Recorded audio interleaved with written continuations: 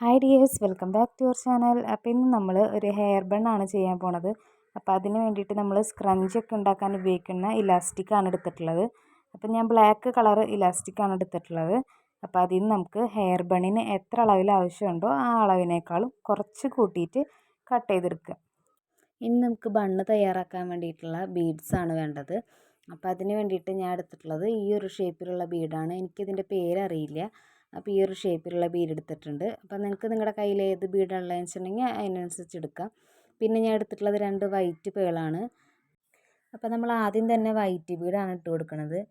അപ്പോൾ ഈ ബണ്ണ് എൻ്റെ കയ്യിൽ നേരത്തെ ഉണ്ടായിരുന്നതാണ്, പക്ഷേ അതിൻ്റെ ഇലാസ്റ്റിക് കേടായിപ്പോയി. പക്ഷേ ബീഡ്സ് ഒന്നും ഒരു കുഴപ്പമില്ല. അപ്പം ഞാൻ വിചാരിച്ചു ആ ബീഡ്സ് തന്നെ വെച്ചിട്ട് പുതിയൊരു ബണ്ണ് ചെയ്ത് നോക്കാം. അപ്പോൾ നമ്മൾ പഴയ ബണ്ണിൻ്റെ ബീഡ്സ് തന്നെയാണ് എടുത്തിട്ടുള്ളത്. അപ്പോൾ അതുകൊണ്ട് തന്നെ എനിക്ക് ഈ ബീഡിൻ്റെ പേരറിയില്ല. നമ്മൾ പുതിയ ബീഡ്സൊക്കെ മേടിക്കുമ്പോഴായിരിക്കും അതിൻ്റെ പേരോരോന്ന് മനസ്സിലാവണത്. അപ്പോൾ ഞാനിത് പഴയ ബണ്ണിൻ്റെ ബീഡ് വെച്ച് ചെയ്യുന്നതുകൊണ്ട് എനിക്ക് ഈ ബീഡിൻ്റെ പേരറിയില്ല. ഇനി അടുത്ത ബീഡ് ഇട്ട് കൊടുക്കുക. അപ്പോൾ കയറാനൊക്കെ ബുദ്ധിമുട്ടുണ്ടെങ്കിൽ നമ്മൾ സൂചിയൊക്കെ വെച്ചിട്ടൊന്ന് കയറ്റിയിട്ട് കൊടുക്കുക. അപ്പോൾ പെട്ടെന്ന് കയറി കിട്ടും. അപ്പോൾ ഇതേപോലുള്ള ഹെയർ ആക്സസറീസിൻ്റെ ബിസിനസ്സൊക്കെ സ്റ്റാർട്ട് ചെയ്തവരൊക്കെ ആണെങ്കിൽ ഇതേപോലുള്ള ചെറിയ ചെറിയ ഐറ്റംസൊക്കെ ആദ്യം ചെയ്തു തുടങ്ങുക. അപ്പം നമ്മുടെ കയ്യിൽ വാങ്ങാനായിട്ടുള്ള ആൾക്കാരൊക്കെ ആയതിനു ശേഷം നമ്മൾ വലിയ വലിയ ഐറ്റംസൊക്കെ ചെയ്ത് വെക്കുക. അല്ലെങ്കിൽ നമ്മൾ ആദ്യം വലിയ വലിയ ഐറ്റംസൊക്കെ ചെയ്തിട്ട് നമ്മുടെ കയ്യിൽ വാങ്ങാനായിട്ടുള്ള ആൾക്കാരില്ലെങ്കിൽ നമ്മുടെ അത് പൈസയൊക്കെ നഷ്ടമാവും. അപ്പോൾ നമുക്ക് പിന്നെ ചെയ്യാനായിട്ടുള്ള താല്പര്യമൊക്കെ പോവും. അപ്പോൾ അതിനും നല്ലത് നമ്മൾ ആദ്യം ചെറിയ ചെറിയ ഐറ്റംസ് സ്റ്റാർട്ട് ചെയ്യുക. അപ്പോൾ നമ്മുടെ കയ്യിൽ വാങ്ങാനൊക്കെ ആൾക്കാരുണ്ടെങ്കിൽ നമുക്ക് പിന്നെയും പിന്നെയും ചെയ്യാനായിട്ടുള്ള താല്പര്യം ഉണ്ടാവും.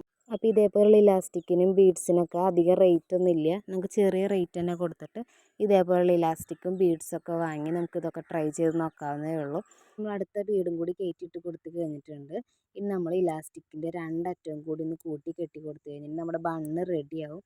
അപ്പോൾ അത്രയ്ക്കുള്ള നമ്മുടെ ബണ്ണ് റെഡിയാക്കാനായിട്ട് അധികം ബുദ്ധിമുട്ടൊന്നുമില്ല. പെട്ടെന്ന് തന്നെ നമുക്ക് ചെയ്തെടുക്കാൻ പറ്റുന്ന ഒരു ബണ്ണാണ്.